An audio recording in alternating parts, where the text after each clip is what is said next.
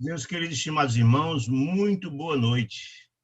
É um prazer muito grande reencontrá-los para darmos continuidade aos nossos estudos das obras de André Luiz.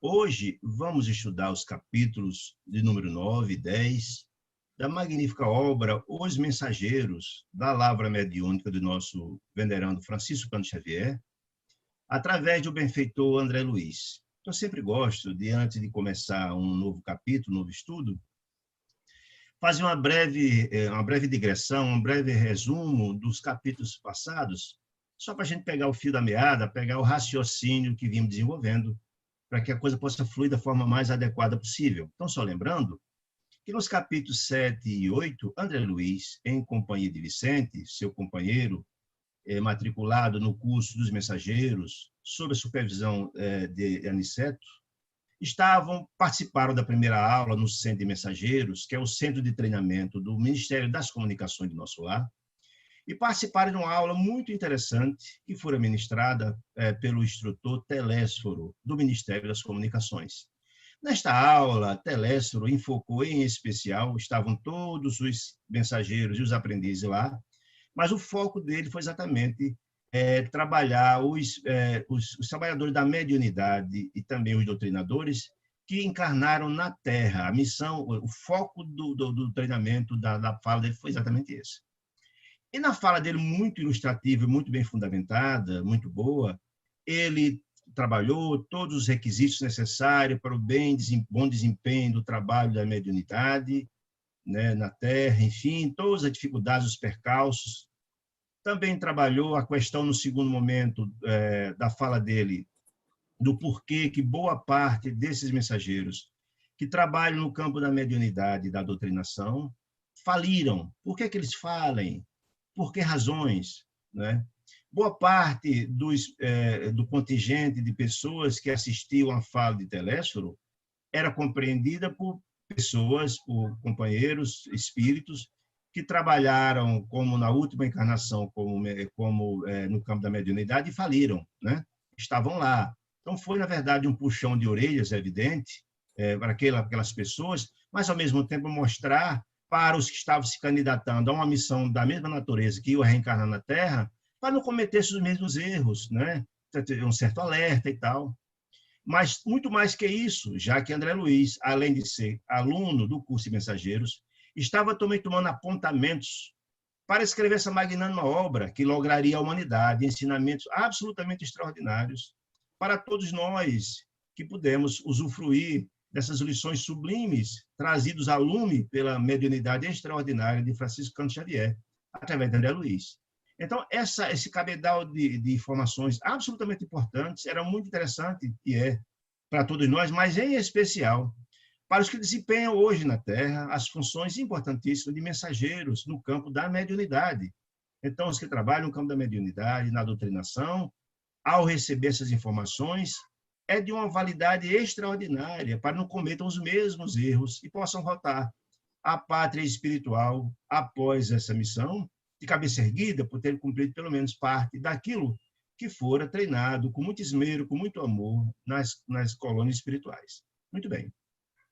Ao final da fala, absolutamente ilustrativa, mas muito bem postada e também interrogativa e educativa para todos, André Luiz e juntamente com Vicente notaram que boa parte daqueles que ali estavam, notadamente aqueles que vieram da Terra, que na última encarnação que trabalharam na mediunidade e faliram, choravam. E é absolutamente compreensível, porque tem a certeza, depois da fala de Telésforo, que perderam a oportunidade bendita de dar um passo à frente no processo evolutivo deles, né? E também um certo remorso pela perda do tempo e mais, de que muitas criaturas, muitos filhos de Deus que se matricularam na escola da vida aqui no planeta, aguardavam o concurso deles para o trilhar do seu processo evolutivo. Aguardava a ajuda deles, até porque boa parte deles, como expliquei nas vezes passadas, tinham mediunidade de prova. E a finalidade maior da mediunidade de prova é que o medianeiro, ou seja, o espírito que vem praticar a mediunidade, é dado por acréscimo de misericórdia de Deus a mediunidade a título de empréstimo, com a finalidade primacial de que eles possam socorrer aqueles que prejudicaram no passado. O primeiro ponto. E o segundo, ao assim fazer, esse desate dos nós, ajudar quem prejudicou no passado, ao mesmo tempo, o médium também dá um salto no seu processo evolutivo, porque o bem que nós fazemos, o maior beneficiário somos nós próprios, não é? Muito bem, então, esses são pontos muito interessantes. E dentre os que estavam lá na plateia, André Luiz observou que duas senhoras, ao final da fala de Telésforo, buscaram Aniceto em pessoal, e André Luiz ouviu essa fala, elas duas pleiteando uma reencarnação para um daqueles médios que estavam lá na plateia, que tinha falido, de nome Otávio. Porque, segundo elas, uma pessoa da família, um amigo da família, tinha reencarnado e tinha se comprometido a receber como filho Otávio. E, de forma muito cavalheiristicamente e muito amorável, Aniceto afirma aquelas senhoras, uma mãe e uma tia de Otávio, que não seria adequado essa postulação, porque se fora Otávio trabalhado, preparado adredemente por 30 anos no nosso lar para desempenhar a função tão importante e faliu drasticamente, não seria de jeito nenhum adequado e absolutamente imprudente reencarná-lo imediatamente. Uma vez que cedo foi preparado e faliu, teria que ser submetido a todo um processo de reciclagem, retreinamento, porque o mundo espiritual não improvisa, só encaminha os trabalhadores para o trabalho quando estão absolutamente prontos, né? E não seria adequado de jeito nenhum assim proceder. E elas, de alguma forma, entenderam. Bom, concluída, então, a fala de Telésforo, os capítulos 8, 7 e 8, ouvimos, então, porque na fala de Telésforo, ele falou muito da parte teórica das dificuldades que teria o mensageiro, falou do porquê que, na verdade, os médios faliam. E, a partir de então, orientou Telésforo, no final da fala de Telésforo, melhor dizendo, orientou Aniceto, que eles aproveitassem, ele que eu estou falando, André Luiz e Vicente, o final da tarde, a palestra foi no turno da tarde, para que pudesse ouvir aqueles irmãos que desempenharam a mediunidade e faliram, ouvir por que eles faliram, porque as falas deles, as informações dadas por eles seriam profundamente educativas, não seria questão de mera curiosidade, não seria esse propósito. Mas lembremos que André Luiz e também Vicente estavam num curso de mensageiros. Eles iriam trabalhar na crosta em atendimento, então seria muito importante albergar aquelas informações, porque certamente eu iria encontrar pessoas na crosta da Terra em quadros parecidos de falência, enfim, seria profundamente ilustrativo para eles, não é? Seria muito ilustrativo para eles. E, ao mesmo tempo, lembremos que, volto a dizer, que André Luiz estava colhendo informações para mandar para nós, através dos livros, informações, e seria fundamental ouvir essas informações. E então, André Luiz procurou, em primeira mão, ouvir aquele cujo pleito, através da mãe e a tia, para a reencarnação, que era Otávio, ouvir as informações atendentes a Otávio. E foi muito interessante o capítulo 7, ouvir na experiência de Otávio, que passou 30 anos se preparando em nosso lar para vir desempenhar uma função importante no campo da mediunidade. E mais, não só teve ele a ajuda extraordinária dos instrutores do nosso lar, 6 entidades que ajudaram durante 30 anos seguidos a ele, para ficar bem preparado, porque ele ia encarnar juntos, de sorte que um ajudaria o outro nesse processo. E mesmo assim, com toda assistência, com várias possibilidades de mediunidade, conversando com seus instrutores, foram alertados e mesmo assim, Otávio faliu na sua missão, deixou de cumprir as suas missões. Visto isso, depois fora também ouvido no capítulo 8, no capítulo 8 fora também ouvido a Celino, salvo engano, a Celino, exatamente, a Celino, e que a Celino também fora médio, vindo de nosso lar, com uma possibilidade extraordinária. Tinha 3 ou 4 tipos de mediunidade distintas. Teve todas as possibilidades, toda assistência, fora treinado e acompanhado todo o treinamento dele por uma ministra do Ministério, com todo o cuidado, com todo esmero e zelo. Teve toda a participação, veio com a companheira que encarnou junto com ele, a esposa dedicada e amada e tal. Foi encaminhado a um centro com todas as possibilidades, tinha vários tipos de mediunidades, mas o nosso amigo Acelino muito apressado com a questão dos ganhos materiais, se preocupado com isso, e fora dito que quando, na verdade, começasse o desempenho do trabalho, a espiritualidade amiga, os céus, mandaria as condições materiais para se pudesse desempenhar a sua tarefa com toda tranquilidade, mas o nosso amigo Arcelino foi apressado e vendeu sua mediunidade, assumindo compromissos gravíssimos, né? Gravíssimos, em função desses compromissos gravíssimos, porque passou a vender a mediunidade, e aquilo que Jesus dizia que o que dá de graça tem que ser utilizado de graça, né? E ele vendeu, e fazendo todo tipo de consultas, se comprometendo gravemente com questões criminosas, etc. E, em função desse desequilíbrio dele, passou vários anos, inclusive, quando retornou ao mundo espiritual, no umbral, em função dos compromissos recebidos. Visto isso, esses dois exemplos importantes do campo da mediunidade, continua no capítulo 9, André Luiz e Vicente, a ouvir também esses relatos, o mesmo propósito, de auferir informações. Então, aqui nos diz André Luiz: deixando o Arcelino, que era o último que ele viu, para um canto da sala, começou então a circular, eles começaram a circular para ouvir outras pessoas. Muitos grupos, diz ele, se mantinham em palestra interessante e educativa, porque aí é uma coisa é a percepção que eu tenho, porque, não obstante o livro falar que Aniceto teria pedido para André Luiz e Vicente ouvir aquelas pessoas, me parece que fazia parte já da programação, é o que dá a entender, a programação de instrução deles ouvirem as palestras, ouvir as falas, os relatos daqueles que faliram. Porque quando ele começa a dizer, muitos que mantinham palestra interessante e educativa, porque essa troca de informações, acredito que é importante tanto para o André Luiz, que está começando, mas eu acho que os próprios também que faliram, no processo de reciclagem, ouvir porque que um ou outro faliram, essa troca de experiência, acredito que também faz parte desse processo, já de absorver informações, de se fortalecer no processo de reciclagem, acredito eu. Muito bem.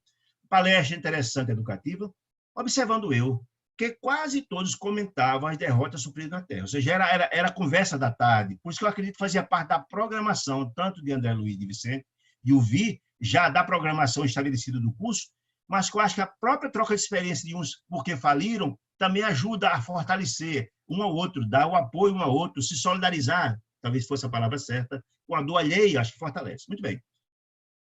Então, diz uma dessas pessoas, fiz tudo que pude, diz uma senhora, exclamava uma velhinha simpática, para duas companheiras. Essa imagem que aqui está no pé do vídeo, é exatamente isso. São três senhorinhas, aí embaixo, vamos ver, uma senhora mais velha e duas outras, e André Luiz e Vicente ouvindo o depoimento delas.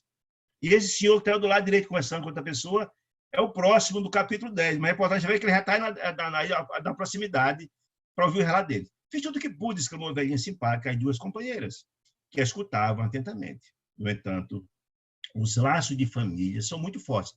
Ela está querendo dizer que os laços de família, quando são contrários ao trabalho que devemos empenhar, tem o condão de atrapalhar, tem um condão de impossibilitar as tarefas, é o que ela quer dizer. Os laços de família são muito fortes.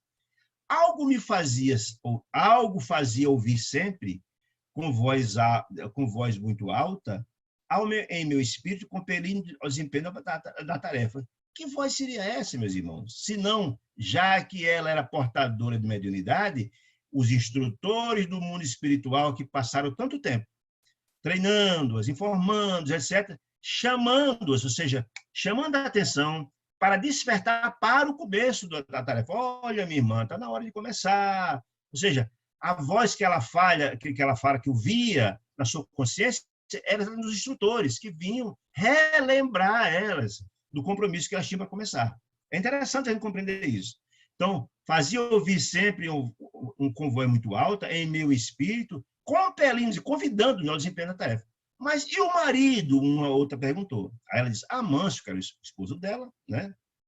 Nunca se conformou, ou seja, o marido era contrário ao trabalho, dela desenvolver o trabalho na mediunidade. Se os enfermos me procuravam no receituário comum, por que receituário? Porque ela tem mediunidade, vinham lá buscar, talvez ajuda, orientação para algum problema de doença, né? Ou talvez alguma questão de ordem de uma carta consoladora, algo assim. Então, se enfermos me procuravam ao receituário comum, que antigamente era muito comum no começo lá da mediunidade, lá no começo do século, as pessoas procurarem, por exemplo, Eurípides Assanufo, doutor Bezerra de Menezes, trabalhava muito com receitas homeopáticas para ajudar aquela época médica, era muito raro naquela época. Lembra que esse livro foi escrito no começo do século? Então, é muito comum que naquela época havia assistência, sim, de receituário médico, naquela época médica era muito difícil. Então, Aí, se alguém procurava com receituário comum, agravava-se-lhe a neurastenia do marido. O marido ficava nervoso, perturbado, etc., e reclamava muito com ela. É isso que ela disse. Agravava a neurastenia, ou seja, começava a reclamar dela, etc., etc. Se os companheiros de doutrina, ou seja, da casa espírita, me convidavam aos estudos evangélicos, revoltava o ciumento. O marido procurava obstacular todo o trabalho dela. Se procurava as pessoas em busca de ajuda, os doentes, etc., ou os companheiros da casa espírita, com propósito de estudar, etc., etc., o marido reclamava. O que pensam vocês? Diz ela. Aí eu botei aqui essa observação, tudo parece observação minha, eu lembrei o caso de doutora Messia Caminhas, todos lembram dela, doutora Messia muito querida, aqui da Casa de Caridade Adolfo Bezerra de Menezes, que ela nos dizia, conheço a doutora Messia há muito tempo, ela dizia que quando começou também a despertar a sua mediunidade, o esposo dela, que era médico militar, conheci mais o doutor Caminha, gente muito boa, também era contrário. No começo era contrário, botava dificuldade, mas no final, o carinho dela e a persistência no bem, no trabalho amoroso, etc., tentou trazendo ele, inclusive, a participar. E daí, do meio para o fim, fundo da Casa de Caridade, ele estava sempre por lá, dando todo o apoio, nos congressos que ela fazia, da Casa de Caridade, ele estava sempre dando apoio. Então, se, na verdade, as pessoas desistirem porque algum familiar não concorda, aí vai desistir mesmo. Mas se tiver persistência, amor, etc., etc., o trabalho vai fluir bem. Então, uma outra, assim, chegava, inclusive, a mobilizar minhas filhas contra mim. Isso é até mobilizar a família, mas sua mãe só quer pensar no negócio de espiritismo, etc. Até ela dizendo que o marido, o senhor Amâncio, colocava até as filhas contra ele. Como seria possível, diz ela, em tais circunstâncias, atender a obrigações mediúnicas, ela diz. Aí, aqui, ó, essa observação é minha. Se ela tivesse efetivamente cumprido a missão, certamente não estaria ali ouvindo a fala de Telésforo como médium falido, certo? Certamente que ela estava lá porque faliu na sua missão, é óbvio, né? E a outra questão importante, se efetivamente ela tivesse agido com a prudência da doutora Messia, continuar trabalhando, com amor, com carinho, fazendo trabalho com carinho, o marido terminaria efetivamente ajudando, contribuindo para que ela... O amor tem esse condão, né? O amor, eu digo que o amor é tão contagioso que é como você jogar aquela pedrinha na água. Você bate a pedrinha na água e aquela onda vai se espraiando. O amor tem esse condão de a todos sensibilizar. E a prática do bem sempre termina sensibilizando e conquistando as pessoas, né? Então, era uma pessoa de fé vacilante, não tenho nem dúvida disso. E era uma desculpa que ela estava dando, porque não teve essa fé efetivamente vitoriosa e forte para justificar porque ela faliu. Uma outra senhora que estava das três conversando, né, a outra foi e disse: sempre temos recursos a pretexto de fugir das culpas. A outra foi bastante decisiva, dizendo isso: olha, você está tentando arranjar uma desculpa. Sempre temos recursos e pretextos para fugir às desculpas. Menciona uma das companheiras: há de convir que sempre sobraria um tempo para fazer o bem. Se você tivesse persistido, feito bem, com carinho, sempre a gente pode fazer algo.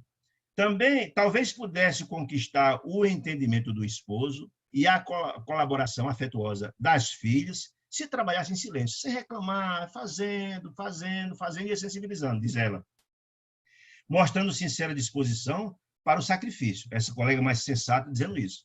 Nossos atos, disse ela, nossos atos, Mariana é a senhorinha que estava falando lá no começo, nossos atos, Mariana, são muito mais contagiosos que as nossas palavras, é fato. Muito mais importante do que falar é fazer, em outras palavras.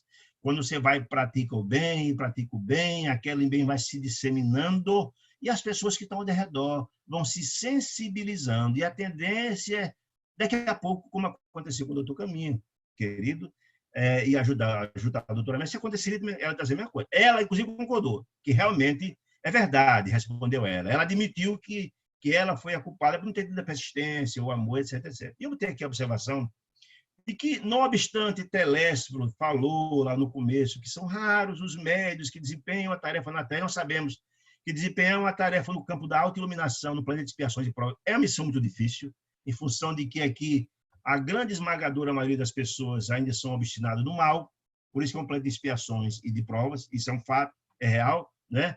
Mas se houver persistência, se vence. Eu vou ter aqui os exemplos magníficos de Francisco de Assis, que todo mundo conhece o legado extraordinário de Francisco de Assis, que nós sabemos que é a reencarnação de João, o evangelista, João Evangelista, que estava lá lá no Gólgota, onde Jesus fora crucificado, foi o único dos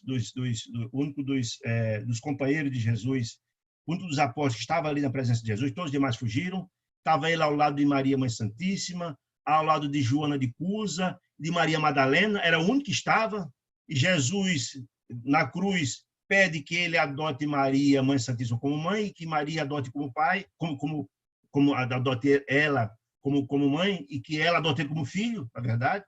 Esse espírito grandioso volta na Idade Média, com 200 espíritos altamente valorosos, para restaurar ou reconquistar os valores do Evangelho de Jesus que estavam deturpados na Idade das Trevas, na Idade Média. Essa história belíssima, magnânima, está no livro Francisco de Assis, psicografada por João Nunes Maia, pelo Espírito Miramês, que eu aconselho a leitura, é um livro extraordinário. Esse homem, esse jovem, esse espírito grandioso de Francisco de Assis, volta e encarna numa família, a família mais rica de toda aquela região. Era um homem riquíssimo chamado Pedro Bernardone e Dona Maria Piccadilly, né? E ele era o único filho dessa família, Pedro Bernardone, um homem muito rico, muito preocupado com bens materiais, e faz tudo para que o filho assuma a direção dos negócios. E ele, na verdade, compreendendo a sua missão e o chamado da espiritualidade, ao contrário dessa senhora, assume a sua missão, deixa tudo de lado, abre mão de todo o patrimônio que o pai deixaria para ele, o único herdeiro, né? Inclusive o nome da família, até o nome da família ele abre mão, né? E cumpre a sua missão magnífica e deixou um rastilho de luz para a humanidade na sua missão extraordinária de unidade, amor, fraternidade, caridade. E o mundo afora conhece a obra extraordinária de Francisco de Assis, decantada como uma das criaturas mais iluminadas que passaram por aqui. Eurípides Barçanufo, eu sempre estou falando essas criaturas, claro que não estou comparando ninguém com ninguém.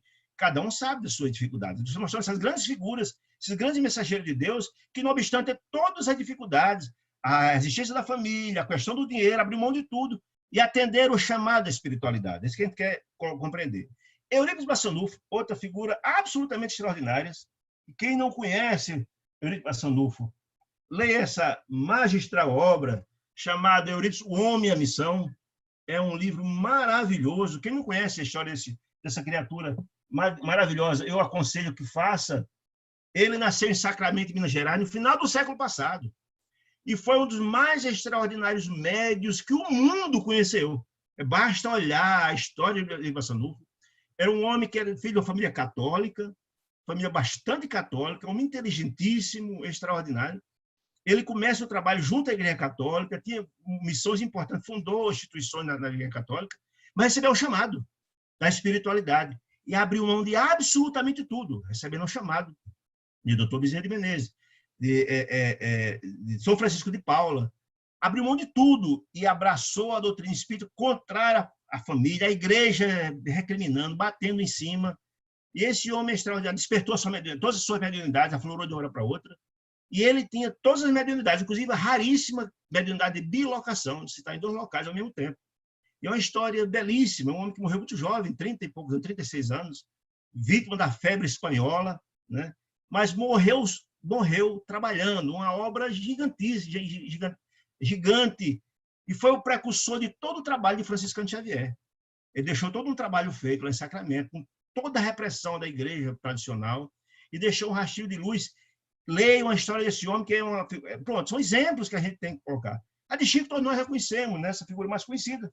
Mas quem não conhece ainda, leia essa obra maravilhosa, As Vidas de Chico Xavier, que é uma obra maravilhosa de Marcel Sotomayor, é a biografia dele, que conta essa história desse garoto magnífico que nasceu em Pedro Leopoldo, em Minas Gerais, e desde criança despertou a sua mediunidade.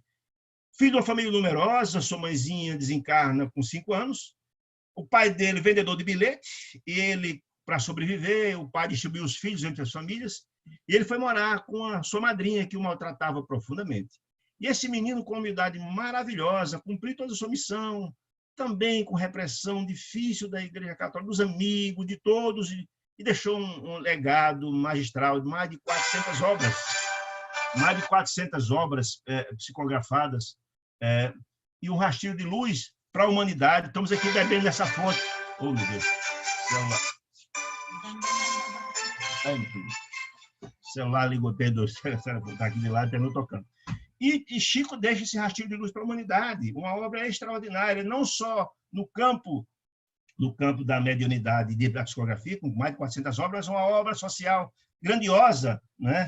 E a sua luz continua pelo mundo afora, mostrando a beleza do mundo espiritual, e deixou uma obra grandiosíssima, né? Então, são exemplos que a gente tenta compreender. Claro que todos nós somos pessoas diferentes, mas só mostrando essas criaturas que tiveram todas as dificuldades, mas que passaram por cima delas e deixaram toda uma obra magnífica para a humanidade, que é importante a gente compreender.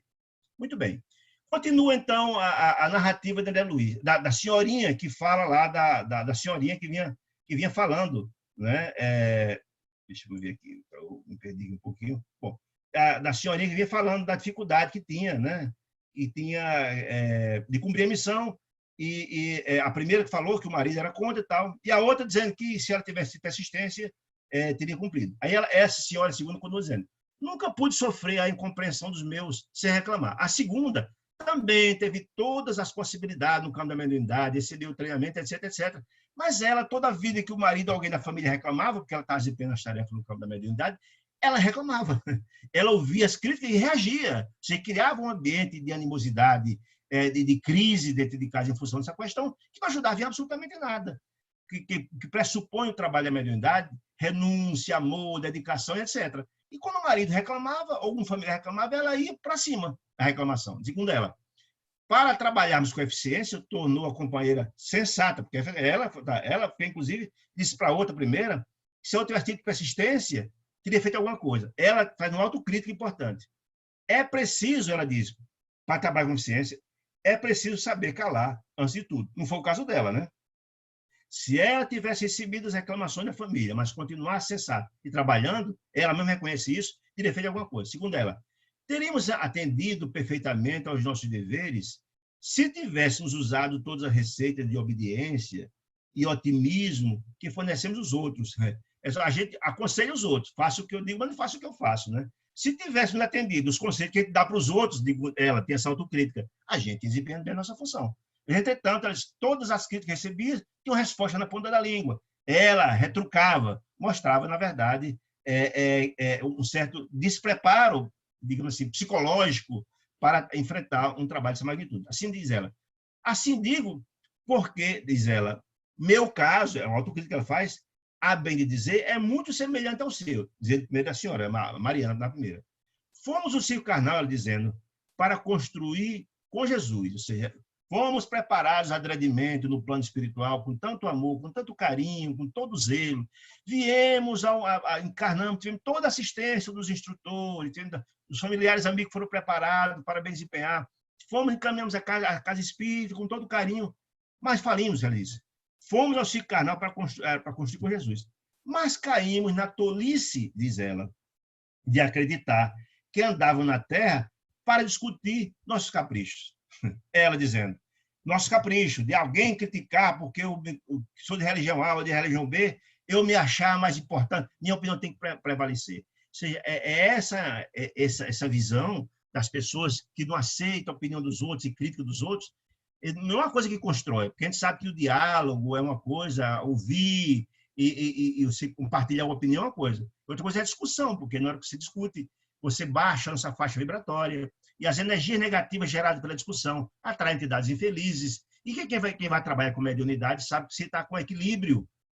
É o que Emmanuel tanto falava, Chico, a disciplina. Quem trabalha com mediunidade tem que ter muito equilíbrio. Aí André Luiz coloca mais na frente, na alimentação, no dia, estar em paz, em oração, para que, na verdade, seu espírito esteja em condições de servir. As boas entidades venerandas só se aproximam da que está equilibrado. Eles não procuram quando estiver desequilibrado. É isso que ele quer dizer. Muito bem. Diz ela, nossos instrutores, lá do nosso lar, aqui muito me recomendaram, ela diz, aqui que está falando do mundo espiritual, nossos instrutores, lá no mundo espiritual, aqui muito me recomendaram, antes que para bem ensinar, é necessário exemplificar melhor. Ou seja, se eu vou para lá exercitar, ensinar algo a alguém, faço o que eu digo e não faço o que eu faço. Não dá para dizer às pessoas que façam de determinada forma, eu faço o contrário. vou pedir equilíbrio, moderação, fraternidade dos outros, eu não pratico.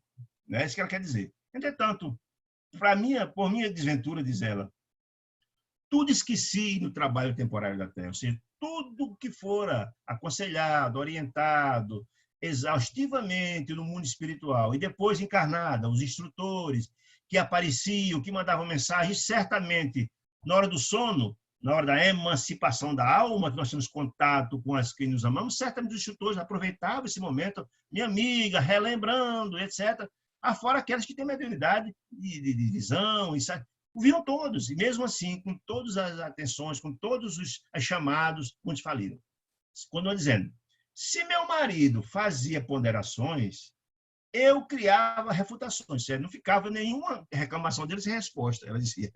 Na hora refutava. Não suportava qualquer parecer contrário ao meu ponto de vista. Quer dizer, tinha que ser prevalente o ponto de vista. Mostrava um desequilíbrio da parte dela, né? Todos nós sabemos, não somos donos da verdade. Ouvimos, e aquilo, porque a gente tem, na vida, não dá importância o que não tem. Aquilo que não tem importância, só dentro de alimentar discussões de querela, não vai a lugar nenhum. Só vai, na verdade, criar os atritos, condições para baixar a faixa vibracional dos que discutem e dar, na verdade, aso para que as entidades que não nos amam aproveitar esse momento de desequilíbrio para chegar. Que são os problemas obsessivos, se não isso? Na hora que você baixa a sua faixa vibratória, chega a entidade que não lhe ama e põe a tomada.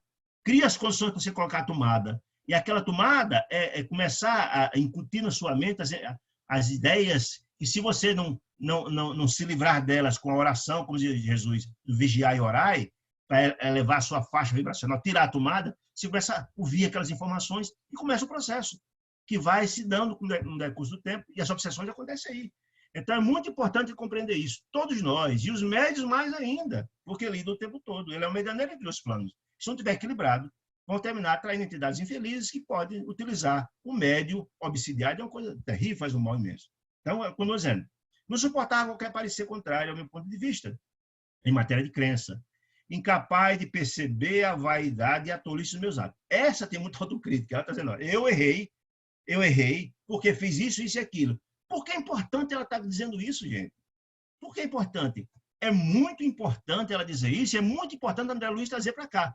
Lembra que nós falamos que André Luiz, Chico, antes de receber as mensagens, está colocando as mensagens que recebia lá nos bastidores, antes de escrever o livro, dizendo que, na verdade, todo esse material, que é a obra de André Luiz, fora trabalhado e visto e revisto no mundo espiritual, para que todo esse cabedal de informações trouxesse a nós muitas reflexões e aprendizados. Esse é o importante. Dizendo o quê? O que ele está dizendo para a gente? Se nós dermos nós que vamos para a casa espírita, desenvolver um trabalho de assistência aos outros, e sendo de cada desequilibrado, brigando com os outros, nós vamos estar impregnados com essa energia negativa, não poder ajudar nem a eles nem a nós próprios. Estamos colocando as nossas oportunidades. Lembre-se, André Luiz está dizendo que tem mensageiros em funções importantes lá da mediunidade, mas todos nós somos mensageiros de alguma forma. Nós somos mensageiros, nós viemos imbuídos de informações, nós somos preparados adredemente no mundo espiritual, mas informações de mensageiros aos nossos filhos, nossos vizinhos, nossos companheiros de trabalho. Todos nós somos plantadores da semente da boa nova de Jesus, num grau maior ou num grau menor. Imagina o colega que trabalha, por exemplo, na casa espírita, no trabalho do atendimento fraterno, que ouve as pessoas que vão lá, que é uma espécie de psicólogo, que ouve as pessoas. Chega uma criatura dessa desequilibrada, ele, que vai ao trabalho diário fraterno na casa espírita, desequilibrado, porque brigou em casa, vai ajudar quem for procurar ele lá. Então, essas informações que a André Luiz está trazendo é importante para todos nós, que só podemos ser úteis àqueles que nos procuram se estivermos equilibrados. Por uma questão muito singela, porque ninguém pode dar o que não tem. Como é que eu posso ser aquele que estou me dispondo a ajudar os outros se eu, com o coração cheio de energia negativa, de ódio, de ressentimento, não tenho o que ajudar? Eu não posso dar tranquilidade se eu não tenho essa paz, essa tranquilidade. Ninguém pode dar o que não tem. Essa é a grande questão. Muito bem, quando ela dizendo, Joaquim, que era o marido dessa segunda, e eu discutíamos e trocávamos fluidos venenosos, olha aí, as energias negativas, né, venenosos, segregados por nossa mente rebelde e enfermiça. Esses fluidos venenosos, primeiro, vai fragilizar o nosso espírito, vai trazer, inclusive, doenças, nós sabemos disso. Mas mais que isso, vai atrair entidades infelizes. Nós sabemos que todos esses médicos que estão aí, a sua esmagadora maioria, são médios de prova. Se são médios de prova, o que quer dizer com isso? são médios que faliram em encarnações passadas. E as entidades infelizes que não amam, sabem o ponto fraco, o calcanhar de Aquiles. E vai exatamente bater no calcanhar de Aquiles na hora da fragilidade dessa, para evitar, para fazer tudo o que eles falam e não cumprem a missão deles. Só o adversário da luz, as entidades das sombras, não desejam que a luz prevaleça. Essa é que é importante. Continua. Entre os conflitos e suas consequências, diz ela, passei o tempo inutilizada para qualquer trabalho de elevação espiritual. Por quê? Eu tenho que ter observação embaixo. Pelo desequilíbrio dela. Pelo desequilíbrio dela, as entidades benfazejos, que desempenham, que intuem, que trabalham com os médios, se afastam. As pessoas desequilibradas não conseguem até as entidades venerantes, isso é a grande verdade, né? E criam sintonia com as entidades infelizes, que pode comprometer o trabalho dele. Essa é que é a verdade. Continuando. Muito bem. Ao nosso lado, sim, ela ouviu esse depoimento de duas senhoras, que estavam explicando as razões por que faliram, né? Concluído o trabalho das duas senhoras, deram mais uma caminhada e ouviram outro grupo que estava comentando também algo semelhante, né? Ao nosso lado, outro grupo, aí da imagem de baixo, é bem ilustrativa, ela mostra que tem os outros grupos lá, que ela se aproximando de outro grupo aqui já, com as senhorinhas e outros senhores aqui. Ao meu lado, outro grupo de senhoras conversavam animadamente. Afinal, Ernestina, dizia uma delas, indagava uma delas, a mais jovem, qual foi a causa de seu desastre? Pergunta ela. Ela disse, apenas o medo, minha amiga, explicou-me a interpelada. Tive medo de tudo e de todos. Ou seja, é aquela pessoa que foi preparada no mundo espiritual, teve toda a assistência, mais ou menos parecido com as questões, recebeu todas as informações, mas na hora de desempenhar a tarefa, se encolheu, ou por uma crítica de alguém, ou teve medo da tarefa, enfim, que foram preparados com tanto tempo no mundo espiritual. Ela disse, foi o medo, foi o meu grande mal. Você esqueceu, botei aqui eu, os compromissos e desconfiou dos instrutores. Porque a criatura que foi preparada por tanto tempo no mundo espiritual recebe a orientação dos instrutores, a cobrança, para despertar para o trabalho, informando essa questão toda, e de repente não vai no trabalho, né? Ou só está desconfiando dos instrutores que tanto ela ouviu no mundo espiritual, tantos anos trabalhando junto ao lado, vendo as exemplificações dos instrutores, que estava ali trabalhando, que conhece e tal, tanto tempo de convivência, né? E na hora que chega a cobrar o trabalho, esquece todo esse trabalho que foi feito na época, né? E os compromissos assumidos com as pessoas, e não só com os instrutores, mas com outros que vieram, como falei, os médios de prova normalmente têm responsabilidade com o que se prejudicou no passado.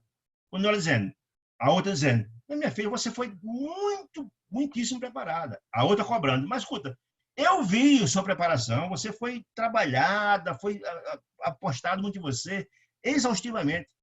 Segundo ela dizendo, recordo-me ainda, Ernestina, das nossas lições em conjunto. Ou seja, elas participaram do mesmo curso de formação. E essa, Ernestina, era destaque. No curso de formação está tudo junto, trabalhando para desempenhar a função. E ela era destaque. Você foi muito despreparada.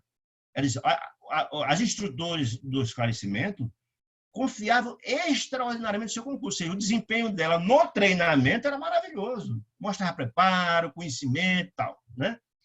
Seu aproveitamento era padrão para nós outros. Imagina a responsabilidade. Ela era, digamos assim, aquela criatura que mais se dedicava, estudava, e todo mundo tinha ela como referência. Essa criatura que ela, achamos que ela é a pessoa que pode dar, vai ser a nossa referência, né? Essa que a outra está falando. Muito bem. Sim, minha querida Benita. Benita dizendo para a Ernestina, suas reminiscências, suas lembranças fazem-me sentir com mais clareza a extensão da minha bancarrota pessoal. Ela também admite, agora tem essa autocrítica, que efetivamente recebeu todo o treinamento, mas efetivamente faliu, né? Entretanto, não devo fugir à realidade. Fui a culpada de tudo. Essa realmente tem compreensão de que ela foi a culpada de não ter desempenhado. Não pode nem culpar a família essa, nem culpar os outros, está se culpando ela própria mesmo. Preparei-me o bastante para resgatar antigos débitos e efetuar edificações novas. Se é resgatar antigo débito, mediunidade prova, como nós falamos muito bem. Ela foi preparada para vir resgatar aquilo que tinha feito no passado, e ao resgatar e fazer o bem àqueles que ela prejudicou no passado, elevar-se naturalmente, né? Contudo, não vigiei como se supunha. Aquela velho ditado que tem que ser para nós uma espécie de um mantra, o conselho de Jesus. Vigiai e orai. Porque na hora que a gente vigia, o que é, na verdade, a vigiai e orai? A oração é um colóquio, é um momento de intimidade da criatura para com o Criador. no momento que nós abrimos o coração para Deus, criamos essa ligação com o Criador, pedimos a iluminação dele, na hora que a gente faz a prece, a gente eleva a nossa faixa vibracional, passamos a sintonizar com as entidades mais elevadas. Na hora que você está sintonizando com as entidades mais elevadas, a possibilidade de entrar alguma influência infeliz é zero. A possibilidade daquela tomada que me reportei há pouco tempo é zero, se você sintoniza com o alto. Jesus dizia, vigiai e orai. Vigiai dos maus pensamentos. E a oração que faz a ligação com Deus. É isso que faltou a ela. O chamamento, diz ela, ao serviço, ressoou no tempo próprio. Lembra que eles reencarnam, quando está próximo de começar, chega, os instrutores começam a chegar a mensagem. Amiga, a lembrança, aqueles que têm mediunidade, parece a mensagem. Um, inclusive, vê o espírito na frente dele. Enfim, e mesmo assim, chegou a cobrança, o chamado, ressoou no tempo próprio, orientando meu raciocínio a melhores esclarecimentos. Diz ela, nossos instrutores me proporcionaram os mais santos incentivos. E não faltou incentivo, não faltou aviso, mas desconfiei dos homens, dos desencarnados e até de mim mesmo. Aí difícil, né? Se os instrutores que tanto trabalhou ao lado, tanto recebeu instrução, vê e faz o vídeo mercador, desconfiou dos homens. Quem está falando também de desconfio dos homens, imagino eu que é dos instrutores da própria casa espírita. A mediunidade é desempenhada na casa espírita. Você está participando lá do trabalho, e vem a orientação evangélica da casa espírita, vem as informações dos mensageiros encarnados, dos homens, e até dela desconfiar da possibilidade, mesmo tendo a mediunidade, aquela história. Você tem as pessoas que veem e não crê. Eu conheço as pessoas que veem espírito e não acreditam. Fazer o quê? Paciência. É o caso, talvez, dessa senhora. Muitos amigos, ela dizendo, tinham-me em conta de virtuosa, ou seja, era o destaque. Muitos achavam que eu tinha conhecimento evangélico, etc. Que ela dizendo, pelo rigorosismo das minhas exigências. Normalmente as pessoas rigorosas demais é insegura. Pode prestar atenção que isso é um fato. As pessoas normalmente é rigorosas demais, etc. É para disfarçar a insegurança. Normalmente acontece isso. Todavia, no fundo, eu não passava de enferma voluntária. Ela está dizendo que a enfermidade dela não é decorrência dos outros. Ela mesma esmoreceu diante do trabalho. Ela mesmo não teve coragem para iniciar. A gente sabe que a tarefa na mediunidade não é uma tarefa fácil, mas ela se comprometeu, foi treinada para, né? Carregada de aflições inúteis, ela dizendo. André observa, pode prestar atenção que o André Luiz fazendo muito bem a missão dele. Ele está aqui, a ilustração fotográfica embaixo está colocando isso. O grupo falando, ele só ouvindo e só anotando, né? Anotando, porque isso era importante, nos lograr essas informações, né? Continua. Foi uma grande infantilidade da sua parte, retrucou outra, falando dessa senhora que faliu. Você ouvidou, esqueceu, que na esfera carnal, onde estamos, né? O maior interesse da alma é a realização de algo útil para o bem de todos. Claro, qual é o propósito da reencarnação, senão o burilamento do espírito?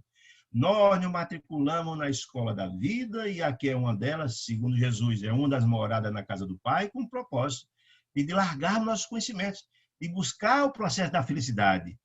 Todos que aqui vêm, se não buscar desempenhar um trabalho no campo do bem, qual será a colheita depois? Não dá para colher sem plantar, não tem como. Todos nós que aqui viemos para dar um passo adiante. Se ficarmos estacionários, não conseguimos avançar. E não tem como a gente imaginar que vai lá na frente colher algo se você não plantou. Né? Diz Jesus, conhecado pelo fruto e o homem pela sua obra. Se a gente não buscar o trabalho do bem, não tem como colher o bem. Então, está dizendo aqui, o maior interesse da alma é a realização de algo útil para o bem de todos, com vista ao infinito e à eternidade. Nós sabemos que o espírito é um viajor da eternidade, né? E ele precisa continuar se renovando, se transformando, porque Deus, que é Pai misericordioso e bom, deseja nossa felicidade, a nossa felicidade precisa ser conquistada, nos dá todas as possibilidades. Todos nós temos nossos amigos espirituais, o anjo da guarda, como diz a doutrina católica, que são nossos conselheiros, nossos tutores. E todas as possibilidades de progresso existem. Agora, Deus não nos obriga. Nós temos um livre-arbítrio para tomar nossas posições. E essa senhora teve todas as possibilidades, mas fez um vídeo mercador a essa proposta.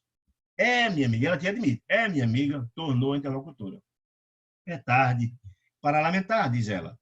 Tanto tememos as mistificações, as enganações, mistificações e enganações, que acabamos por mistificar os serviços do Cristo. Ela mesmo se enganou na tarefa que existia à frente dela, e fez e ela mesmo se enganou a si própria, quer dizer, ela enganou a si própria, porque tinha toda a tarefa e fez o vídeo mercador, fez de conta que o trabalho não estava ali para fazer. Bom, André Luiz continuou na peregrinação para ouvir outros relatos. Caminhamos um pouco mais, ouvi outro diálogo. Aí começa a mesma informação. Reconheço que falei, diz uma delas, em tom grave. Esse grupinho está aqui do lado. E muito já espiei nas regiões inferiores. E aí uma coisa interessante para a gente observar. Os médios, volto a dizer, médium de prova, a mediunidade deles não está conquistada. É uma mediunidade precária. Se é precária, ela é dada, mas pode ser retirada. Né? A gente sabe disso. Né? Muito bem. Então, olha só, e quando, na verdade, vem alguém cumprir uma missão dessa magnitude, de ajudar tantos, e se passa a ser instrumento das entidades infelizes, no campo da mediunidade, isso há compromissos graves. E se há compromissos graves, normalmente, quando retorna no mundo espiritual, fica no umbral ou em outras regiões. Então, o relato de muitos que disseram que eu passei tanto tempo nas regiões inferiores, é exatamente purgando as energias deletérias desse processo obsessivo que passou por lá. Né? Quer dizer aqui, ó, e muitos já espiei nas regiões inferiores, diz ela. Mas aguardo nos recursos da providência divina, que sempre virá. Né? Faltou-me o amparo da esposa, esse senhor aqui dizendo, que faliu, mas que na cabeça dele faltou o amparo da esposa para que o trabalho continuasse. Ele vai explicar aqui a situação dele. Muito bem. Enquanto a tive ao meu lado, quanto a esposa, que ele encarnou com a função de ela ajudá-lo no trabalho da mediunidade, quer dizer isso, verificava-se profundo equilíbrio em minhas forças psíquicas. Está dizendo que o equilíbrio, boa parte do trabalho que desenvolvia na área da mediunidade, provinha da energia e do apoio da esposa, segundo ele. A companhia dela, sem que eu pudesse explicar, compensava-me todo o gasto de energia mediúnica. Aí também a gente precisa compreender. É claro que a esposa dele passou o tempo que era necessário para ajudar ele, mas que ele, com a maturidade, porque ele foi preparado para tal, com o desaparecimento dela, com todo o apoio, e a esposa dele falece, mas continua a ajudar ele na espiritualidade. Ele deveria certamente ter se preparado e continuar o trabalho sozinho. Entretanto, ele não teve a persistência, não teve a vigilância, o vigiar e orar que Jesus falava tanto. Quando ele dizendo, minha noção de balanço estava nas mãos da minha querida Adélia, quando a Adélia desencarnou. Esqueci-me, porém, de que o bom servo deve estar preparado para o serviço do Senhor em qualquer circunstância. Ele esqueceu dessa história, porque certamente ele foi preparado para tal. Quer dizer, ele mesmo agora admite, né, que devia estar preparado para qualquer circunstância. Não é o fato da esposa ter desencarnado que ela desistiu do trabalho. Né? Ele está dizendo isso. A desencarnação da esposa já estava programada. Eu coloco aqui, mas é natural, é óbvio, né? Está na programação. Né? Quando me senti sem a dedicada companheira, diz ele, arrebatada pela morte, amedrontei-me. Ele está dizendo que o esteio para o trabalho dele era a esposa. Ele está dizendo. Mas nem fala aqui no livro que ela fazia parte ao lado dele do trabalho de mediúnico, que ela era só o apoio. Então, tudo bem. Por sentir-me em desequilíbrio e erradamente procurei substituí-la. Ele dizendo, perdeu a esposa, ficou viúvo e procurou uma outra para substituí-la e não teve, digamos assim, não teve o cuidado de procurar alguém, talvez, à altura da companheira, diz ele aqui. Extremamente ligada a entidades malfazejas, minha segunda mulher, com os seus desvarios, arrastou-me a perversões sexuais de que nunca me supusera capaz. Ou seja, ele procurou uma criatura que espiritualmente não vigiava, e ele, ao invés de aconselhá-la a seguir o padrão que era o que ele vinha seguindo, não, ele seguiu o desvario dela. Essa que é a história. Ele não só não continua a persistência, encontrou uma que ele poderia ajudá-la para seguir, não, preferiu seguir a corrente do desequilíbrio. Voltei insensivelmente ao convívio de criaturas perversas e tendo começado bem, acabei mal. Ou seja, é aquela história do vigiar e orar que Jesus tanto falava.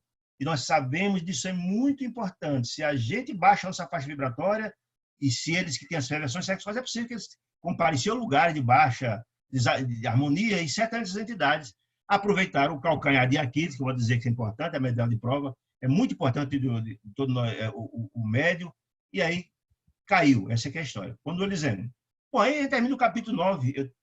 No celular está aqui, não sei como é que está a hora, mas vamos lá. Capítulo 10. O caso Joel ela é muito interessante. Muito interessante é o capítulo 10. Observamos, lembra daquele senhor que estava lá naquela primeira fotografia que foi citado lá? Era exatamente Joel.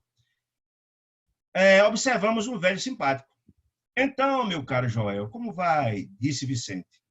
Tudo indo, tenho ido diariamente às aplicações magnéticas dos gabinetes de socorro no auxílio e estou mais forte, respondeu ele. Ou seja, Vicente, companheiro de André Luiz, perguntou a Joel como é que ele estava. Ele disse que está bem, porque tem comparecido o gabinete, recebido aplicações magnéticas. No Ministério do Auxílio está mais forte. Muito bem. Cederam as vertigens? Perguntou Vicente. Agora são mais espaçadas. Lembra que ele tem vertigem, em consequência do trabalho, ou do trabalho que ele deveria ter feito e não fez, ou do desvio da mediunidade que ele vai explicar. Agora são mais espaçadas, porque já melhorou mais pelas aplicações magnéticas que está fazendo no Ministério do Auxílio, segundo ele. Agora passada. Joel, diz Vicente André Luiz, também andou nos ciclos carnais em tarefa mediúnica, todos eles que não utilizaram bem a sua faculdade. E pode contar a experiência muito interessante, disse Vicente. Fiz minha tentativa na terra, mas fracassei, disse Joel, né? A luta não era pequena e fui fraco demais, diz ele. Me impressiona a moléstia que o acompanhou até aqui e persiste ainda agora. Ou seja, Vicente, que conhece o problema dele, das vertigens, etc., comentou, escuta, me impressiona muito as moléstias que o acompanhou desde a época, e até ainda persiste até hoje. Joel atravessou as regiões inferiores com dificuldades extremas, ou seja, o compromisso foi grave, assumiu gravíssimas consequências, porque ele fala aqui que passou as regiões inferiores, nem diz qual foi, nem diz o tempo, que passou bastante tempo lá, e mesmo assim resgatado para o nosso lar, continua desequilibrado ainda. Olha que coisa impressionante. Certamente a coisa foi feia, o desequilíbrio foi grande. Após demorar-se por lá muito tempo, ele não diz quanto tempo foi, o negócio foi feio, lá na região infeliz, voltando ao Ministério do Auxílio, como André Luiz também foi socorrido do Ministério do Auxílio, quando foi resgatado, perseguido de alucinações estranhas, de Vicente, relativamente ao pretérito. E aí, essa observação minha, normalmente aqueles que abusam do mandato mediúnico, né, passam pelo umbral um bom tempo para queimar essas energias desarmoniosas, e só quando se livram das energias deletérias, são resgatados para retomar o trabalho no nosso lado. Minha tarefa mediúnica, diz ele, olha que coisa interessante, preste atenção a essa informação, porque lá na frente, André Luiz e Vicente, nesse livro, vão ser também beneficiados por essa sensibilidade mais apurada para o trabalho que vão fazer como mensageiro. Interessante essa informação. Minha tarefa mediúnica exigia sensibilidade mais apurada. E quando me comprometi à execução do serviço, quando foi preparado no mundo lá do nosso lar, né, quando se comprometeu, fui ao Ministério do Esclarecimento, onde me aplicaram um tratamento especial que me aguçou as percepções. É a capacidade de ver o passado e o futuro. Uma coisa interessante. Por que isso é importante para o mensageiro? Imagine alguém que chega obsidiado, etc., etc., e você, como médium, vai receber aquela criatura e vai entender por que aquele camarada está com o espírito perturbando e vai olhar, ele tem a capacidade de ver o passado dele, onde ele contraiu a dívida e porque aquele cara está perturbando ele. Imagina a possibilidade de você, como médium, de ajudar num processo obsessivo com essa capacidade. Ou então a possibilidade de ver também o futuro dele, se ele como será o futuro dele. É uma capacidade preciosa, que, se bem utilizada, pode fazer um trabalho gigante de ajuda aos necessitados, tanto encarnados como obsessor também, não é? Você vai doutrinar aquele que reclama do obsidiado sabendo do problema e pode aconselhá-lo e encaminhá-lo. Muito bem, o obsidiado, o obsessor, melhor dizendo. E o obsidiado também. Você pode ajudar com muito mais eficácia tanto o obsessor quanto o obsidiado, sabendo toda a história, vendo o passado deles. Muito bem. A importância dessas informações para as tarefas futuras, sim, eu já falei, que lá na frente ele vai ver isso como é importante. Por isso, a ouvida de Joel para André Luiz e Vicente será de muita utilidade, porque eles vão lá na frente encontrar algo a semelhar, vamos usar também dessa mesma possibilidade. Continua ele. Diz ele, necessitava condições sutis para o desempenho dos futuros deveres. Ou seja, a missão dele era muito importante no campo da mediunidade, iria encontrar casos complexos que haveria necessidade para ser bem, para o trabalho ser bem feito, ter essa faculdade. E fora dadas as possibilidades, que ele não soube aproveitar bem. Assistentes amigos desdobraram-se em obséquio, foram favorecidos. Tudo fora feito para que essas capacidades, esse dilargamento das visões, fosse feita pelo bem ao trabalho. Não perdi, diz ele, aí ele começa a fazer sua autoculpa. Não perdi pela sensibilidade, não foi o problema da sensibilidade que ele se perdeu, mas pelo mau uso dessa sensibilidade. Ele não utilizou a faculdade sublime e divina que Deus confiou nele para essa tarefa. Que diz, tornei admirado, André Luiz questionando. Ao invés de auxiliar os outros, ele vai explicar. Se me fora dada essa capacidade para ajudar os outros, perdi-me a mim mesmo. Ou seja, ele começou a utilizar inadequadamente essa faculdade sublime que fora dada. Por isso se perdeu. Por isso assumiu graves consequências. Ele passou um tempo grande no umbral, que ele não diz quanto foi o tempo, né? E já voltou com um problema.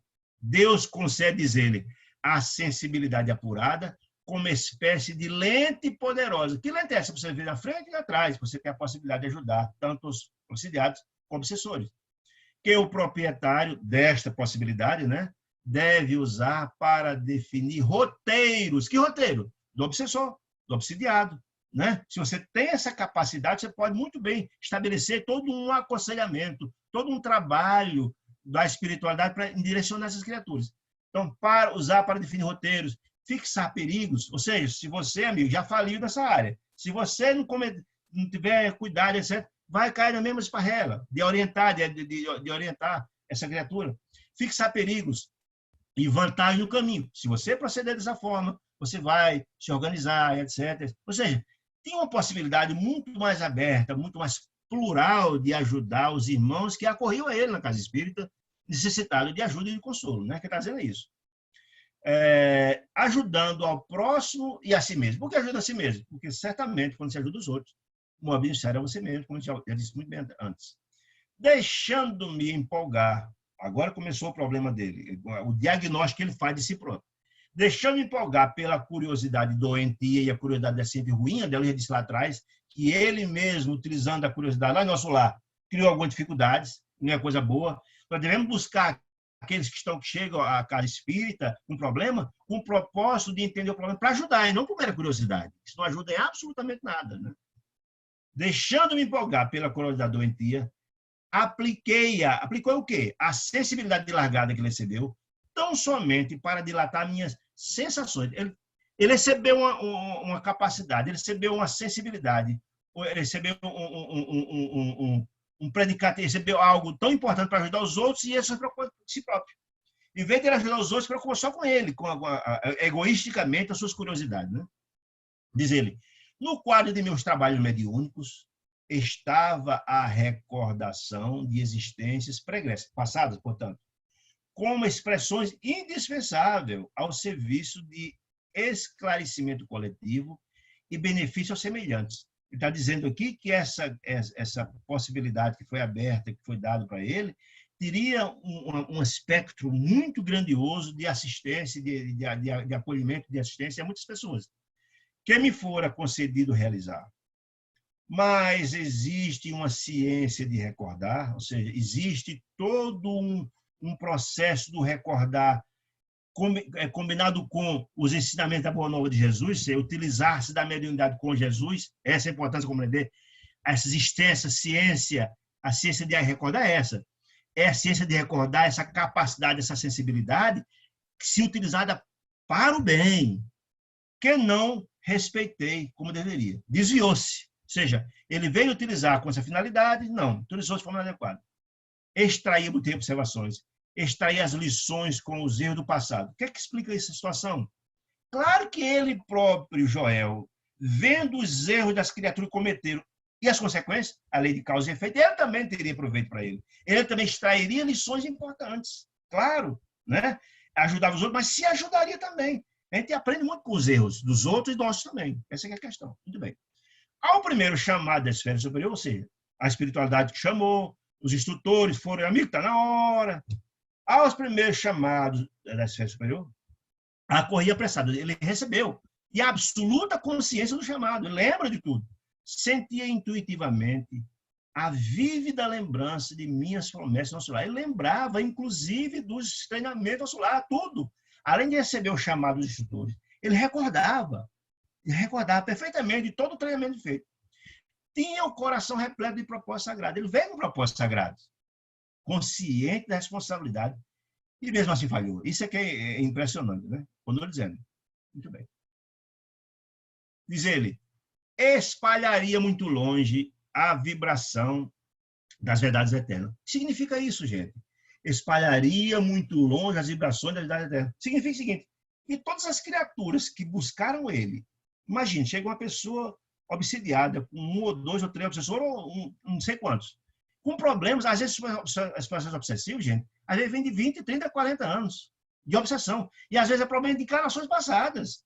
Que você pode, com essa capacidade de largada de ver frente e trás, você tem a possibilidade de resolver nós de 50, 60 anos atrás, no aconselhamento adequado, vendo todo o problema como ele foi, e fazer um aconselhamento adequado, buscando perdão, etc, etc, etc.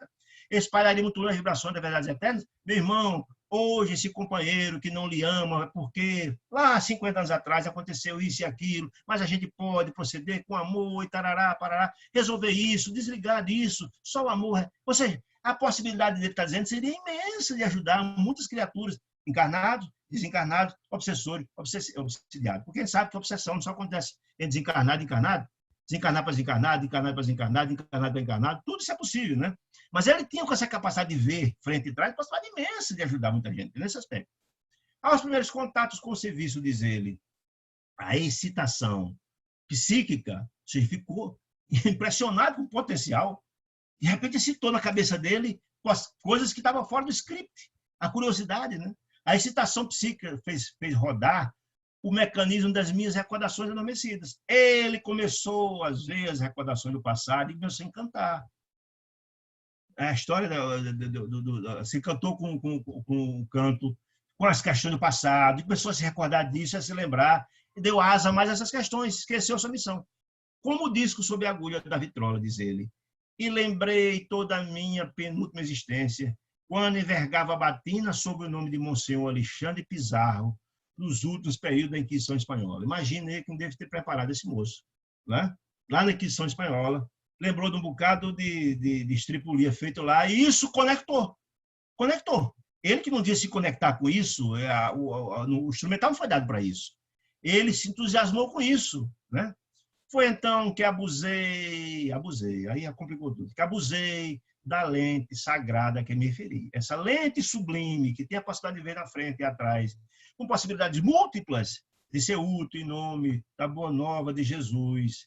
Esqueceu tudo pela mera curiosidade, que não ajuda, que só atrapalha, e colocou todo esse instrumental fascinante, extraordinário, instrumental grandioso de assistência aos necessitados. Viciou isso por causa dessa curiosidade. Segundo ele, a volúpia das grandes sensações, que pode ser tão prejudicial, eu achei interessante isso, a volúpia das grandes sensações, que pode ser tão prejudicial como o uso do álcool, me embriagava os sentidos. Ou seja, viciou-se, como o álcool vicia, essa também. A viciação da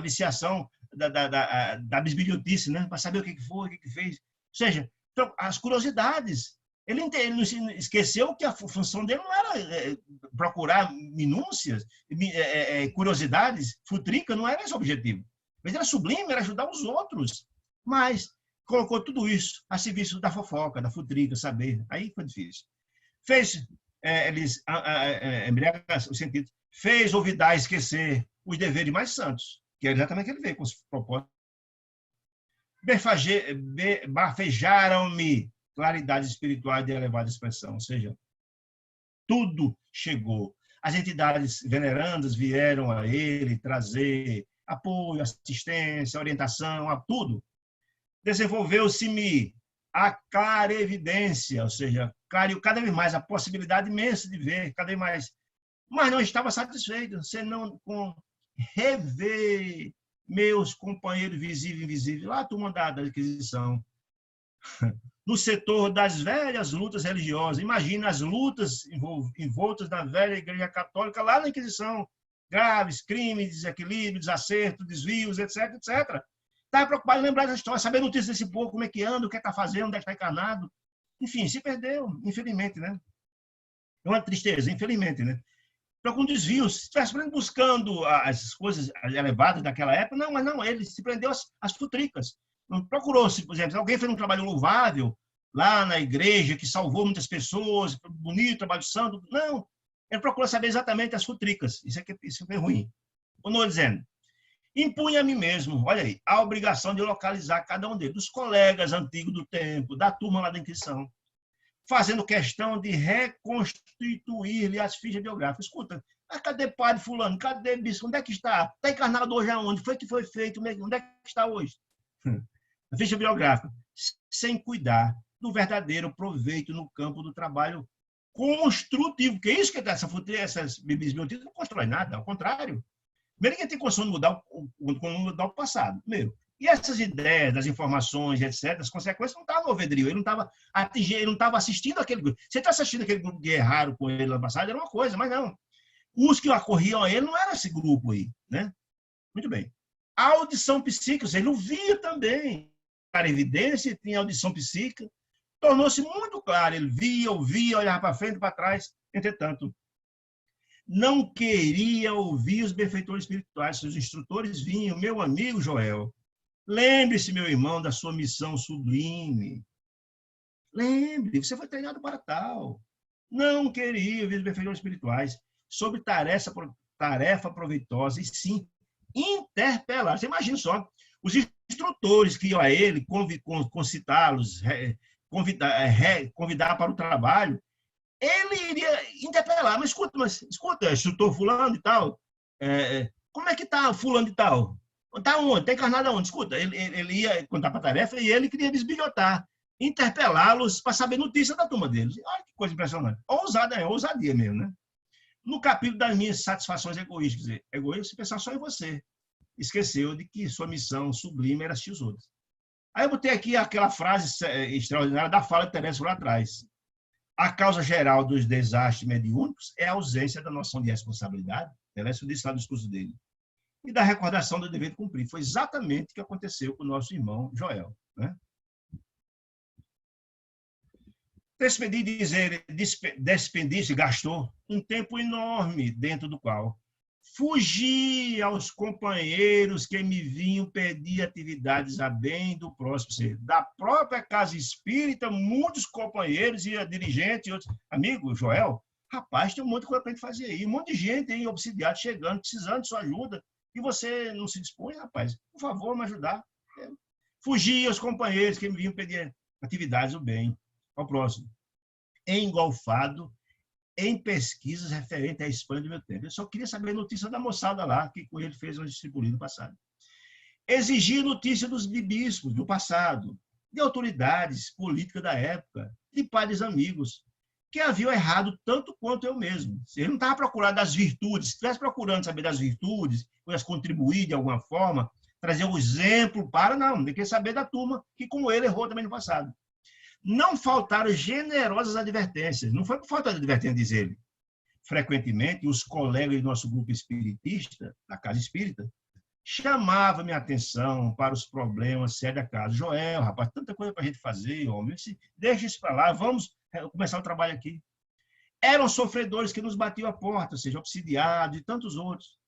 Situações que reclamavam testemunho cristão, amor, dedicação, renúncia e tal. Ele não queria saber nada disso. Tínhamos um abrigo de órfão no projeto. A Casa Espírita tinha um projeto importantíssimo. E ele, com tantas possibilidades, ia ajudar, sem dúvida nenhuma, nesses projetos. Mas ele quis saber. Um ambulatório que começava a nascer na casa, com proposta de ajudar tanta gente, né? E, sobretudo, serviço semanal de instrução evangélica na noite de terça-feira. Ele não queria saber nada disso. Tudo fez ouvido de mercador, todos chamados, os companheiros da casa, os instrutores espirituais, e ele não deu ouvido a ninguém. Mas qual? Eu não queria saber senão das minhas descobertas pessoais. Não gosto dele, era as curiosidades, as fofocas. Esqueci que o Senhor me permitia aquelas reminiscências, aquelas possibilidades imensas não para satisfazer-me a vaidade, mas para que entendesse a extensão de meus débitos. Lembre da mediunidade e provação. Ele tinha muito débito contraído, sabia ajudar. Para com os necessitados do mundo, e me entregasse a obra de esclarecimento e conforto aos feridos da sorte. Ou seja, tinha tantas possibilidades, tinha tantas mediunidades, uma possibilidade imensa de ajudar, muito mais do que os médiuns do cotidiano, porque tinha mediunidade, clarividência, tinha tudo, via tudo, tudo. Um potencial gigantesco que ele jogou todo fora. Contrariamente à expectativa dos abnegados amigos da casa espírita, que me auxiliaram na obtenção da oportunidade sublime do espiritual também, certamente, prepararam-no adredemente para essa missão com tanto zelo, tanto amor, né? Não me movi no concurso fraterno e desinteressei-me da doutrina consoladora, não quis mais conversa, que hoje revive o evangelho de Jesus entre os homens. Ou seja, contraiu um débito muito grande por omissão, não é por outra razão que passou tanto tempo no umbral, porque, volto a dizer, o que ele deixou de fazer, e a omissão foi essa. Quantos esperavam por eles? Quantos? Uma possibilidade muito grande. E ele fez um ouvido de mercador. Perdeu uma oportunidade grandiosa de fazer um trabalho muito importante de ajuda a tantas criaturas, e ao mesmo tempo que dá um salto no seu processo evolutivo. Essa é a grande verdade. Somente procurei a rigor os que se encontravam afins comigo desde o pretérito, ou seja, a turma dele. Ele esqueceu a quem devia. Lembra que ele falou que tantos lá no mundo espiritual ajudaram, contribuíram, etc. E também, se ele veio reparar, certamente ele tinha muita gente que esperava por ele para ajudar. Criaturas que procuravam ele por débito do passado. Esqueceu tanto dos instrutores, que ele devia muito, e também muitas criaturas que estavam encarnados aqui, ou desencarnados, que ele seria instrumento para ajudar essas criaturas. Esqueceu tudo. A única questão dele era a turma do passado dele lá da Inquisição Espanhola. Revi o velho Gaspar de Lorenzo, figura solerte de inquisidor cruel, que me quisera muito bem, reencarnado como paralítico e cego de nascença. A lei de causa e efeito, né? Tanto fez. Tantas pessoas lá que matou, etc, etc, e aqui estava com paralítico e cego, é a lei de ação e reação. Ao contrário, que muitos imaginam que isso é punição de Deus, não é punição de Deus, ao contrário, é fruto da misericórdia do Pai, porque quando a gente desencarna, ainda existem tantos relatos, está com o coração opresso por ter feito tanto mal, porque o tribunal mais inclemente de todos nós é a nossa consciência culpada, nós rogamos ao Pai a possibilidade de encarnarmos, encontrar aqueles aos quais fizemos tanto mal, para ter essa possibilidade de desatarmos nós, desentendermos, transformar as alianças de dor e ódio em aliança de amor e seguirmos em frente. Essa, sim, é a bondade e a paternidade do Pai que sempre está estendendo a mão aos seus filhos amados. Muito bem. Então, ele se encontrou Gaspar encarnado numa situação dramática. E, desse modo, meu amigo, ele explicando, Padre Luiz, passei a existência de surpresa em surpresa, de sensação em sensação.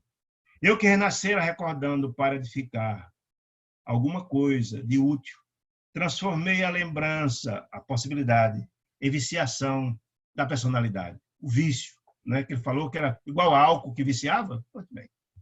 Perdi a oportunidade bendita de redenção. E o pior, é o estado de alucinação em que vivo. Ou seja, tanto abusou, ficou sequela desse processo todo, né? Com o meu erro, a mente desequilibrou-se e as perturbações psíquicas constituem doloroso martírio. Porque, entenda, ele também teve contato com muitas criaturas que com ele cometeram muitas atrocidades. E o contato, ora, é interessante ver isso. Lembre-se, André Luiz, até a aqui embaixo, nos fala na obra No Mundo Maior, não sei se o tempo vai dar para explicar isso, mas é rapidamente, só para entender, que nossa mente tem 3 andares. Segundo nossa mente, é como se fosse um edifício, um apartamento de 3 andares. E, segundo ele, o andar de baixo, o porão, onde ficam as reminiscências do passado, nossos erros, etc., etc., estão lá postos. Né? Estão lá postos. A do meio, o andar do meio, é a presente, é a pré-encarnação. O inconsciente é o lado de baixo. O consciente é o atual, onde você pode se trabalhar, buscando se renovar, se transformar com as possibilidades que nós temos, dar um passo à frente, buscando bem, procurando bem, se reciclar, se renovar. Não é? E o superconsciente, que é exatamente o divino, onde a gente busca as inspirações sublimes para trazer para esse consciente se renovar. Na hora que a gente só se recorda dos erros do passado, se sente culpado, busca os erros do passado, é como aquela história de você ter uma ferida e está com uma cicatriz recente, você passa a unha e sangra de novo, ela volta. Exatamente, o sentimento de culpa volta firme. É um processo de auto-obsessão. Se você começa a se recordar dos erros do passado grave, isso volta com toda a força. É muito possível que esse processo todo desse desequilíbrio dele, esses transtornos que ele ficou, foi consequente ter mexido com esses erros do passado, lá da Inquisição, dos erros dos amigos dele. Reviu tudo aquilo passado de novo. A cor do porão, buscou a cor do porão. Reviveu aqueles crimes cometidos, aqueles erros graves. Isso voltou. É muito possível que esse desequilíbrio seja exatamente dessa reminiscência, dessa busca no porão, na ideia do cérebro triuno de André Luiz, lá no livro Mundo Maior, que é extraordinário. Então, em rápidas palavras, só para entender isso. Ou seja, ele buscou trabalhar o consciente para se renovar e buscar o superconsciente, não, ele foi buscar no porão, as reminiscências do passado. As chagas, as dores, os desequilíbrios. Esse equilíbrio voltou forte. E voltou de novo à tona no hoje dele. Né? Muito bem. Perdeu a oportunidade bendita de redenção. E pior, o estado de alucinação em que vive. Deve ser isso. Com o meu erro, diz ele, a mente desequilibrou-se e as perturbações psíquicas constituem doloroso martírio. Deve ser o do porão. Estou sendo submetido a tratamento magnético, lá no Ministério do Auxílio que falou, de longo tempo. Aí eu falei aqui a observação que André Luiz mostrou lá na frente. Neste momento, porém, o interlocutor empalideceu e súbito, o efeito disso, né, as reminiscências. Né? Os olhos desmesuradamente abertos vagavam como se fixassem um quadro impressionante, o porão que eu falei, né? Muito longe da nossa perspectiva. Depois cambaleou. Mas Vicente o amparou, de pronto, as vertigens que ele falava no começo, né? De pronto. E passando-lhe a destra, a mão direita na fronte, murmurou em voz firme: Joel, Joel, não se entregue às impressões do passado, meu irmão. Volte ao presente de Deus, o estímulo e tal e tal. Então, eu achei maravilhosa essa experiência de Joel para mostrar as implicações da utilização inadequada, dos vícios. E a gente, todo dia, tem tantas oportunidades sublimes que aparecem na nossa oportunidade. A gente faz o vídeo mercador. Né? As possibilidades múltiplas. Deus está sempre dando-nos possibilidade de renovar e nos transformar. Bom, com isso aí que a gente conclui o capítulo 10. Mas eu queria, como eu sempre digo, daquelas reminiscências importantes, daquele estudo que André Luiz fazia, passou 18 anos fazendo, todo dia concluía o trabalho fazendo modelo. Ele ia para a casa do diretor da Fazenda Modelo, né? O Rômulo Joviano, todo dia para o Evangelho lá, todas 5 horas terminava, fazia o lanche, subia para lá. Muito bem, começava o culto no lar, que era 2 vezes por semana, ele recebia mensagens extraordinárias. Boa parte dessas mensagens recebidas viraram livros, inclusive, vou mostrar as 2 obras que surgiram, e tinha uma comunicação muito interessante de Emmanuel e de Neio Lúcio. E quem foi Neio Lúcio? É importante a gente entender. Neio Lúcio foi o senhor, na última encarnação, o pai do próprio Rômulo Joviano. Viveu em Minas Gerais, o pai dele. Chamava-se Arthur Joviano. Foi uma figura maravilhosa. Era um educador, um homem sublime, funções importantíssimas. E em Neio Lúcio, a gente vai ver várias informações de Neio Lúcio nas obras, lá do Cristianismo Primitivo de Chico Xavier. 50 anos depois, salvo engano, 2000 anos. São criaturas que tinham contato com Chico e Emmanuel no decurso de muitos séculos e milênios, vindo lá para cá. Esse espírito sublime desencarna, e depois, via Chico Xavier, olha que coisa interessante, no Evangelho lá na casa do filho de Arthur Joviano, né? Que era exatamente o Rômulo Joviano, começa a dar mensagens. E ele, que tinha contatos muito importantes com Emmanuel, que era o parceiro de tantas reencarnações, passa a dar mensagem interessante dessa coleção importante que André Luiz e Chico ia começar a receber, a vida do mundo espiritual. E ele manda muitas informações nesse Evangelho lá, que é essa que eu estou falando aqui, algumas que eu estou falando aqui, um de Emmanuel, outro de Neio Lúcio, que estão em 2 obras que eu vou mostrar no final. Uma dessas, Andorinha Solar, Neio Lúcio nos manda essa informação interessante no dia 18 de agosto de 1943. Diz ele: as sugestões do Solar, né? Primeiro livro. Desse livro são imensas e valem como programas valiosos para todos os departamentos da atividade da Terra. Ele está dizendo que as informações de cunho educativo que traz essa obra, a vida do mundo espiritual, não só é para os espíritas. Ele foi tão bem elaborado, tão bem concatenado para as entidades venerandas e sublimes do mundo espiritual, que ele tem um caráter educativo profundo. Não é à toa que o Nosso Lar é a obra mais lida de toda a doutrina espírita. Muitas pessoas, quando leem Nosso Lar, e leem não só leem espírita, muita gente lê, adora, gosta, porque as informações contidas é profundamente educativo. Muitas pessoas vão 4 milhões, quase 4 milhões de obras de livros vendidos, é a mais vendida da doutrina espírita, né? Nosso Lar, né? Porque diz isso, o compêndio de informações trazidas em Nosso Lar é de uma riqueza tão extraordinária para a educação do ser humano, não é questão de não ser espírita, mas acredito em boa parte das informações que estão postas lá, pela serenidade, pela profundidade, como é tratado. Diz ele mais. Sem que vocês sintam, os que leiam, uma informação interessante, sem que vocês sintam, a mente se desloca para as esferas mais altas. Não é isso? Quando a gente lê uma obra como essa, quem quer que não, nossa mente se projeta, ele nem sente. Mas nossa mente vai chamada por sintonia com essas informações postas, nossa mente vai. A gente lendo esse livro, a gente está lá, essa é a ideia. Está dizendo, nossa mente é levada para essas esferas e tem esses contatos, esses aprendizados fluem. Não tem como a gente ler uma obra dessa e ser a mesma pessoa depois. A gente se renova, se transforma, que eu chamo de abrir janelas perceptivas, com as frestas que se abrem, informações que se abrem, e sua visão se dilaga. Essa é a grande verdade. Então, essa informação é interessante. Tem outra que deu luz, na mesma época, ele diz o seguinte: estamos assistindo às narrativas concernentes a Nosso Lar, à colônia Nosso Lar. Os melhores trabalhos não são aqueles que despertam a mais forte emoção, nem sempre, diz ele, mas os que proporcionam os valores educativos. Você pode ler um romance que você vai a lágrimas, é uma coisa, mas nem sempre é educativo, pode até ser uma coisa destrutiva. Mas as melhores são aquelas que passam um valor educativo. Não tem como a gente ler um livro educativo como o Nosso Lar, cheio de valores, cheio de esclarecimentos, profundamente didático, você não assimile nem que você note. Muitos valores educativos. Então, essas informações que André Luiz recebia, né, antes das obras mesmo, lá com o Romo Joviano, na Fazenda Modelo, a gente toda semana está colocando aqui para a gente entender como era o para-passo, os bastidores da recepção dessa maravilhosa obra, A Vida do Mundo Espiritual, que eu acho interessantíssimo. E os livros que eu falei são esses dois aqui. Sementeira de Luz, com as mensagens de Neo Lúcio, e Deus Conosco, Emmanuel. São as mensagens de Emmanuel e de Neo Lúcio, nesse período, desses 18 anos, informações de bastidores, para quando que era anterior às obras que André Luiz recebendo. Eu acho interessante a gente ir mostrando esses bastidores para a gente entender essa maravilhosa obra que André vem nos trazer pelas mãos venerandas de Francisco Cândido Xavier. É isso, meus irmãos. Alguma pergunta? Estamos aqui já agradecidos de coração pela paciência. Se tiver alguma pergunta, será um prazer se puderem respondê-las. Antônio? Diga, meu irmão. Eu não tenho pergunta, mas gostaria de fazer umas colocações. Uma colocaçãozinha aqui, duas, afinal. Uma, você falou que tem obsessão que leva 60 anos, e às vezes muito mais, porque ela começa aqui e continua no mundo espiritual, essa obsessão, né? Os obsessores, essa ligação. Então, muitas vezes acontece isso. No capítulo 9, você falou da influência da família nas pessoas, no trabalho.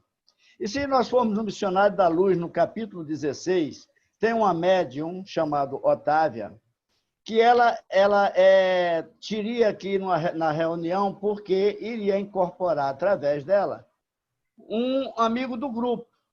Mas o marido chega em casa, não tenho bem certeza, mas parece que ele chega meio bicado, meio bêbado, e não deixa ela ir de jeito nenhum. Não, você não vai, não quero, não deixo, acabou. E ela ela é uma pessoa boa, ela se recolhe ao lugar de esposa, mas como a espiritualidade tinha esse compromisso com o Dionísio, que era o espírito desencarnado que ia incorporar, manda, através da intuição, a tia desse rapaz, do marido, lá na casa dela. E o tio tinha uma influência, a tia tinha uma influência muito grande sobre o marido dela, da Otávia, da médium.